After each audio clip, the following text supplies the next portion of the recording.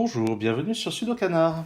Dans cette vidéo, on va regarder un problème que j'ai créé personnellement pour illustrer le théorème de l'anneau de Fistom-Eiffel, théorème sur lequel j'ai fait une vidéo il y a un certain temps, et je n'avais encore jamais créé de problème qui exploitait cette particularité, et je vais rappeler en vitesse de quoi il s'agit.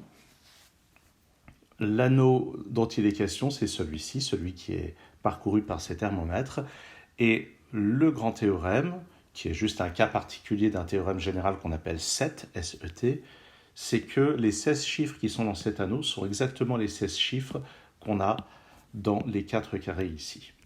Je ne vais pas le démontrer dans cette vidéo puisque je l'ai déjà fait dans une autre vidéo, mais je vais exploiter ce théorème très bientôt, dans quelques instants. Je vais juste rappeler, dire un petit peu en quoi consistent les règles. On a là des cages killers, ce qui signifie que le nombre qui est là, c'est la somme de ces deux chiffres, et ainsi de suite ailleurs. On a ici des palindromes, ce qui signifie que ce chiffre est le même que celui-là, ce chiffre est le même que celui-là, ce chiffre est le même que celui-là. Même principe ici. Enfin, on a des thermomètres, ce qui signifie qu'en partant du bulbe, les chiffres augmentent strictement. Et voilà. Donc on va commencer par étudier un petit peu les possibilités pour les cache killers. Eh bien pour le 6, c'est pas très compliqué, il n'y a que deux options qui sont 1 plus 5, 2 plus 4. Donc on a la certitude d'avoir ces quatre chiffres là-dedans. Ce qui veut dire que le chiffre qui est ici vaut au minimum 3 et au maximum 6, parce que si j'essayais de mettre 7 ici, ça ferait 8, 9 et on dépasserait. Donc on peut déjà dire qu'ici on a un 3 ou un 6. Et puis le 7, le 8 et le 9 sont quelque part là-dedans. Regardons ici. Le 14 a deux possibilités dans l'absolu qui sont 6, 8 et 5, 9. Le 15 a deux possibilités qui sont 6, 9 et 7, 8. Et on peut voir que si on essaye de mettre 6 et 8 dans le 14, eh bien il n'y a aucune possibilité pour le 15. Donc le 14 est forcément 5 plus 9 et le 15 est forcément 7 plus 8. On sait que là-dedans il y a un 5 et d'après ce qui est là, le 5 va être dans cette colonne et le 1 va être dans celle-ci. On peut donc limiter les candidats de cette manière-là.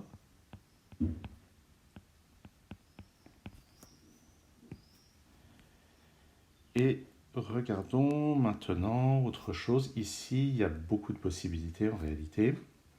Ici, il y en a un petit peu moins. Le 5, ça va forcément être 1 plus 4 ou bien 2 plus 3. Si on met 2 et 3 là-dedans, ici, ça va forcément être 1 et 7. Et si on met 1 et 4 ici, il reste deux possibilités. Ou bien 2 plus 6, ou bien 3 plus 5. Mais ce qui est sûr, c'est que dans tous les cas, on a un chiffre 1 ici. Il y a au moins un exemplaire du chiffre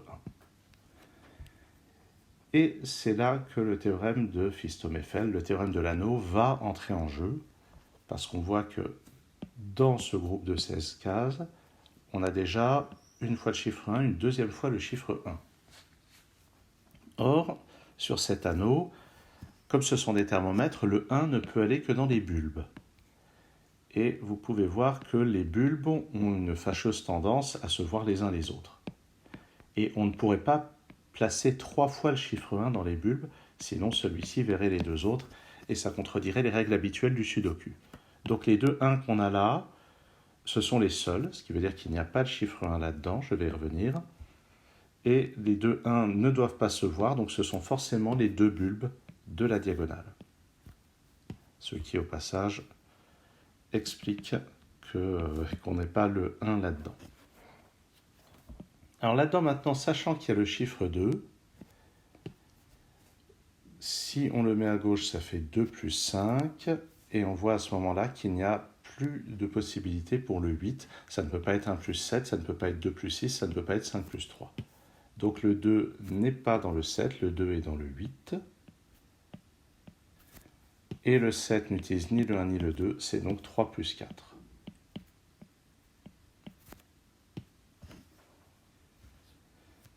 Voilà donc. Et la remarque suivante, ça va être de regarder où est le 2 dans ce bloc. Si on met le 2 dans les cache killers, on voit qu'il va forcément être dans cette colonne.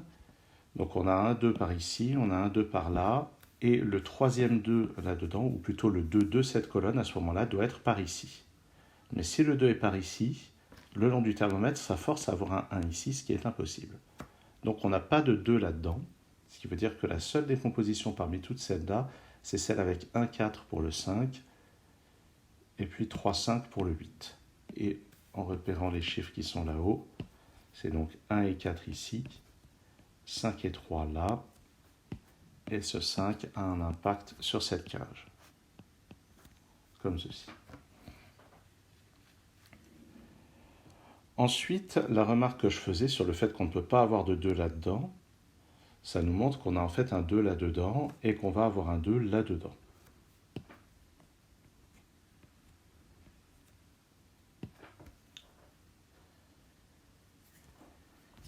Et la question qui se pose, c'est est-ce que le 2 peut être ailleurs que dans le bulbe?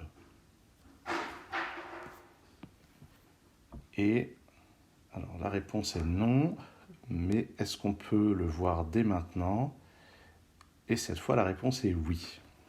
Alors, comment est-ce qu'on peut s'en rendre compte? Si le 2 n'est pas là, 1, 3, 4, 5, ça c'est minimum 6, mais ça ne peut pas être plus que 6, pour la même raison que ce que je disais là.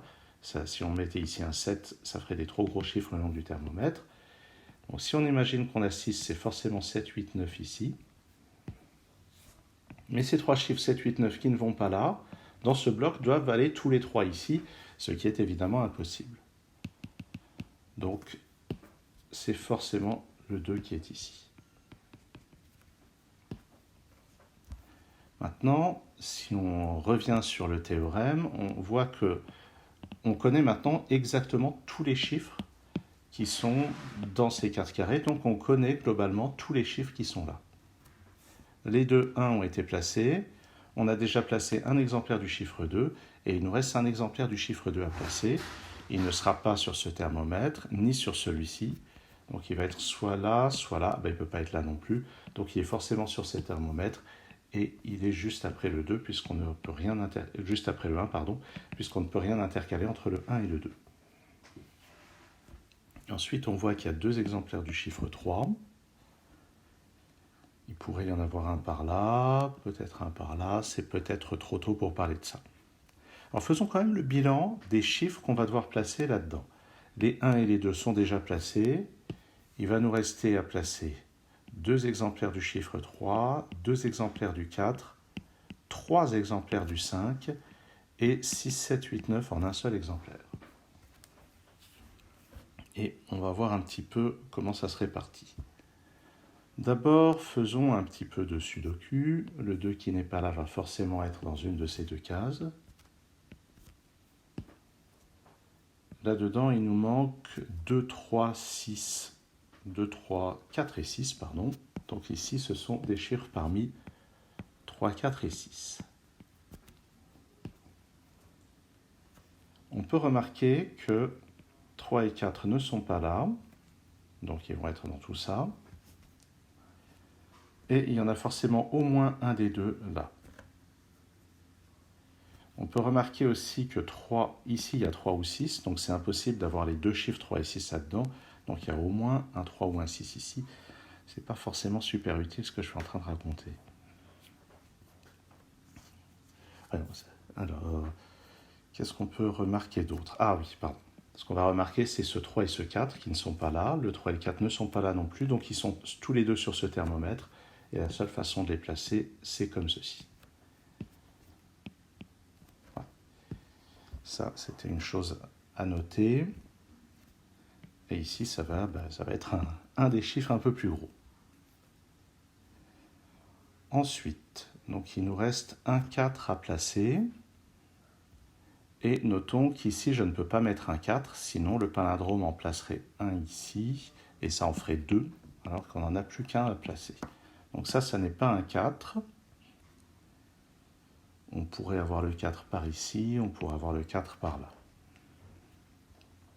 Où est-ce qu'on va regarder? Peut-être les chiffres 5, 7, 8 et 9. Les chiffres 5, le chiffre 5, il n'est pas là, donc il va être quelque part sur le thermomètre. Il ne pourrait pas être ici, parce que si je mets le 5 ici, il va me falloir 4 et 3 le long du thermomètre, et je n'ai plus que le 6 à placer dans ces deux cases. Donc le 5 n'est pas ici. Si j'essaye de placer le 5 ici, le palindrome va le mettre ici, ce qui clashera avec celui-ci. Donc le 5 est forcément à cet endroit. Et le thermomètre m'oblige à mettre un 3 ou 4 ici. Mais si c'était un 3, par le palindrome, il viendrait ici, ce qui clasherait avec ça. Donc c'est un 4. J'efface les candidats, et finalement, on a un 3 et un 6 à cet endroit. Et les deux chiffres ici doivent être un 2 et un 4. D'après le 4 qui est là, c'est comme ceci. Sur cette ligne, il me reste à placer 7, 8 et 9.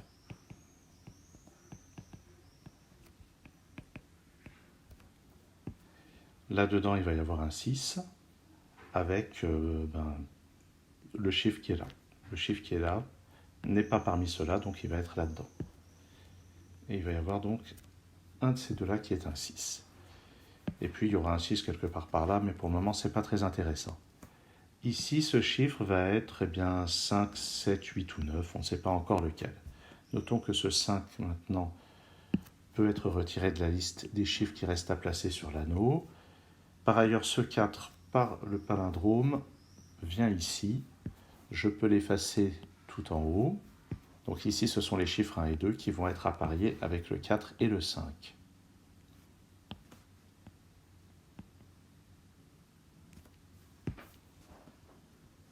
Le 5 n'est pas par là, ce que j'aurais pu remarquer un peu plus tôt d'ailleurs. Donc il va être quelque part sur le palindrome, ce qui oblige ici ce chiffre à être un 3. Donc tous les 3 sont placés sur l'anneau. Il va donc y avoir un 5 par ici. Il ne peut pas être ici parce que je ne peux pas intercaler deux chiffres. Et en fait, le 4 étant là, je ne peux pas l'intercaler. Donc le 5 va être directement au contact du 3. Et par la propriété du palindrome, je le mets ici. Et entre 2 et le 5 sur le thermomètre, je suis obligé de placer un 4.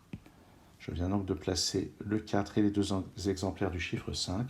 Donc sur l'anneau, dans ces 4 cases, il me reste à placer 6, 7, 8 et 9.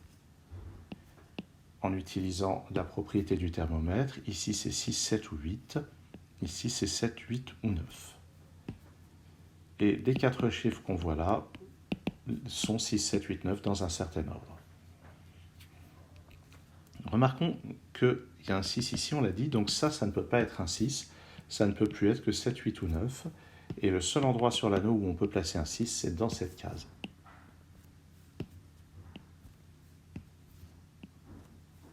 Il me reste donc ici à placer un exemplaire de chacun des 3 chiffres restants.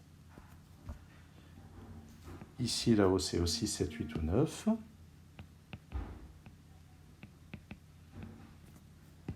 Un de ces deux chiffres va être un 6. Et on peut remarquer qu'à cause de ce 7 ou 8, ça ne peut être que 6 ou 9. Voyons, où est-ce qu'on va regarder maintenant? Eh bien, simplement, un petit raisonnement de Sudoku nous permet de placer un 4 ici. Et puis, ensuite, où est-ce qu'on va regarder? Le 9 ici nous empêche de mettre un 9. Ce chiffre vaut 6, 7 ou 8.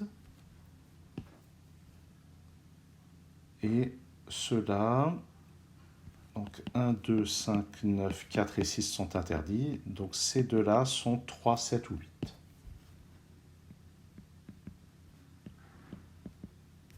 Et par le palindrome, ce sont aussi les seuls candidats pour ces cases.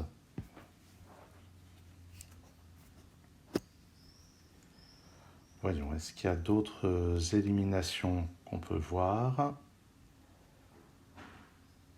Dans mon souvenir, c'est là qu'on entre dans la partie vraiment délicate.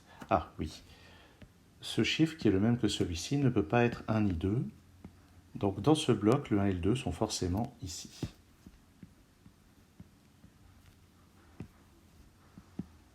le chiffre ici, les possibilités restent 3, 7, 8 et 9.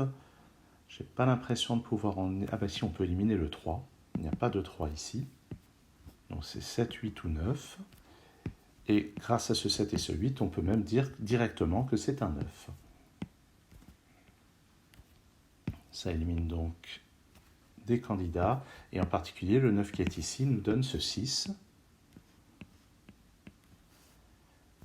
Et ce 6, à son tour, nous donne ce 3 et ce 6.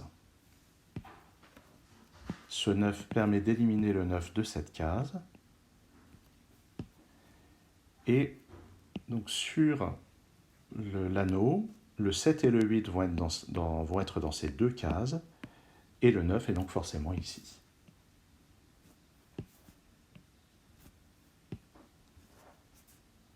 Si on regarde la case qui est ici, on peut voir qu'elle est dans le champ de vision de cette case et de cette case. Et on sait que l'un de ces deux chiffres est un 7, que l'autre est un 8. Donc 7 et 8 sont tous les deux éliminés de cette case. 2, 3, 4, il reste 1, 5 et 6.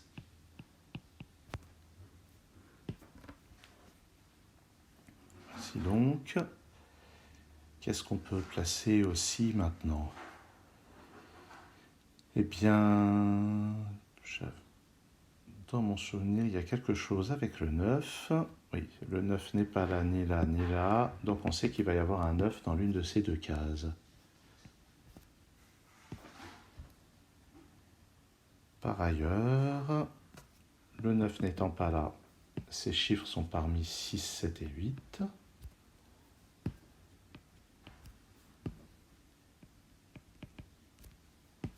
Ici, le 6 n'étant pas disponible, il reste 5, 7 et 8 comme candidats.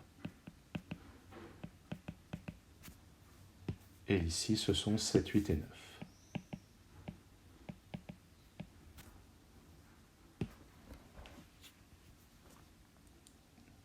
Qu'est-ce qu'on va regarder maintenant? Voyons. Est-ce qu'il y a quelque chose avec le chiffre 9? Oui. Là-dedans, on voit que le 9 n'est pas ici. Mais à cause de ce palindrome, le 9 n'étant pas là, il n'est pas là non plus. Donc sur cette ligne, le 9 n'est pas là, il n'est pas là, il ne peut être qu'ici.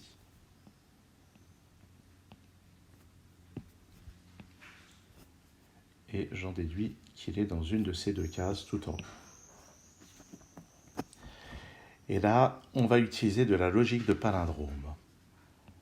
Le 7 et le 8 ici sont deux chiffres différents, de la même manière que celui-ci et celui-là. Et on peut remarquer que le chiffre qui est là voit celui-ci. Le chiffre qui est là voit celui-ci. Or, ce chiffre et ce chiffre sont identiques. Donc ce chiffre qui est identique à celui-ci est différent de ces deux-là. Donc ça ne peut être que le 3. Et je peux donc effacer les autres 3. Et en regardant les 3 qui sont placés, on voit que dans ce bloc, le 3 ne peut aller que dans une de ces deux cases. Ce qui veut dire que là, nous avons bien, une paire 3 et 9. Ces deux chiffres, puisque 3 et 9 ne peuvent aller que dans ces deux cases ne peuvent être qu'un 3 et un 9. Par ailleurs, les 5, j'aurais pu le voir plus tôt peut-être. Non, les 5 qui sont là nous indiquent que ça c'est un 5. Et on a aussi un 5 ici. Et c'est le moment de s'occuper un petit peu de ce qui se passe ici. La somme des chiffres ici vaut 26. Donc il reste à trouver 3 chiffres dont la somme vaut 14. On peut regarder quels sont les chiffres restants. Ou bien ça ira plus vite en passant par le complément. La somme des 9 chiffres de 1 à 9 vaut 45. Puisqu'on a 26 dans ce signe plus, les 4 chiffres restants ont une somme de 19. On a déjà 9 ici, donc la somme de ces deux chiffres doit valoir 10. Ça n'est pas 9 plus 1, ça n'est pas 3 plus 7, ça n'est pas 4 plus 6, il ne reste que 2 plus 8. Donc c'est un 2 et un 8 qui viennent ici. Et les 3 chiffres restants dans le bloc sont 1, 6 et 7.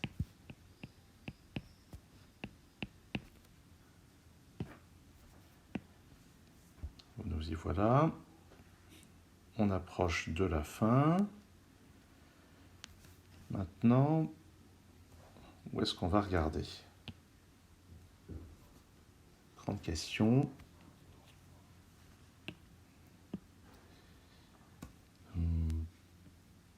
Voyons. Est-ce que c'est là? Non, j'ai pas l'impression. Oui, la vidéo n'est pas complètement scénarisée, comme vous pouvez vous en rendre compte. Je pense qu'on va s'intéresser à ce chiffre. Ce chiffre ne vaut pas 2, 6, 5, 4, 3. Il ne vaut pas non plus 9. Il ne vaut pas non plus 3. Donc si j'ai bien compté, il ne reste que 1, 7 et 8. Je vérifie. 1. Oui, je crois qu'il ne reste que 1, 7 et 8 comme candidat pour ceci. Je pense que je suis en train de rater une déduction plus simple que ça. Une élimination. Voyons. Dans ce palindrome, on l'a utilisé. Ces chiffres, on les a déjà utilisés. Notez que ici, finalement, le 5, on l'a placé sans utiliser la logique sur le 7 et le 8. Mais j'aime bien montrer des petits bouts de logique, même quand ils ne sont pas totalement utiles. Où est-ce qu'on va regarder maintenant? Voyons. Oui, ce chiffre-là, c'est le même que celui-là. Donc, il est différent de lui. Ça, on l'a déjà utilisé. Ça, c'est forcément 2, 7 ou 8. Sur cette ligne, il me manque 3, 6, 7 et 8. Donc, j'ai un 3 là-dedans. Ça, c'est pas très utile. Le 6 est dans l'une de ces deux cases pour cette colonne. Donc ça n'est pas un 6. Il reste 3, 7 et 8. Non, je n'ai toujours pas la position du 9 là-dedans. Ici, sur cette ligne, il me manque encore un 2. Ah oui, il me manque encore un 2. Il n'est pas là, donc il est là. Il me reste donc à placer 1, 6, 7 et 8. Le 8 est là-dedans, donc ça c'est 1, 6 ou 7. Et en haut, c'est aussi 1, 6 ou 7. Ça n'est pas décisif du tout. Vous êtes peut-être en train de hurler devant votre écran. Après tous les trucs tordus qu'il nous a fait, il n'est pas foutu de voir ça. Et c'est vrai. Alors qu'est-ce que je suis en train de rater?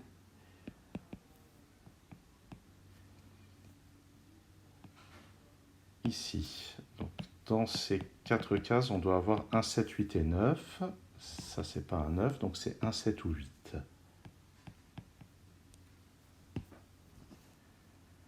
Et puis, qu'est-ce qu'on doit trouver d'autre?